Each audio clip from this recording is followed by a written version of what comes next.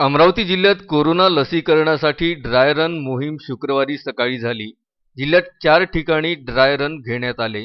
अमरावती महानगरपालिका क्षेत्रात जिल्हा रुग्णालयातील नर्सिंग स्कूल कॅम्पस आणि डॉक्टर पंजाबराव देशमुख वैद्यकीय महाविद्यालय तसेच जिल्ह्यातील तिवसा येथील ग्रामीण रुग्णालय आणि अंजनगाव बारी येथील प्राथमिक आरोग्य केंद्र येथे ड्राय रन घेण्यात आला.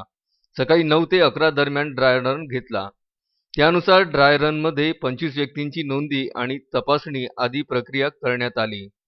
प्रत्येक ठिकाणी वैद्यकीय अधिकारी, लसीकरण अधिकारी, निरीक्षक आदी 6 व्यक्तींचे पथक नेमण्यात आले. आरोग्य कर्मचारी यांचा आत्मविश्वास वाढवणे यासाठी ड्राय रन घेतला.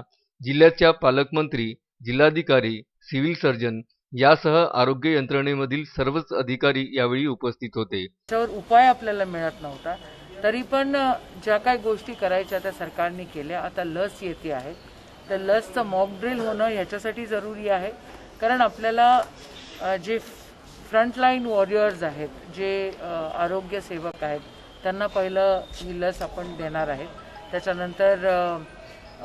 त्याच्यानंतर जे हाय रिस्क ज्यांना आहेत आणि त्याच्यानंतर जी नॉर्मल जनता आहे त्यांना, तर सगळ्यांनाच ही लस मिळाली पाहिजे असा अट्टहास सरकारने देखील धरलेला आहे. अनिकेत ठाकरे, विदर्भ न्यूज, अमरावती.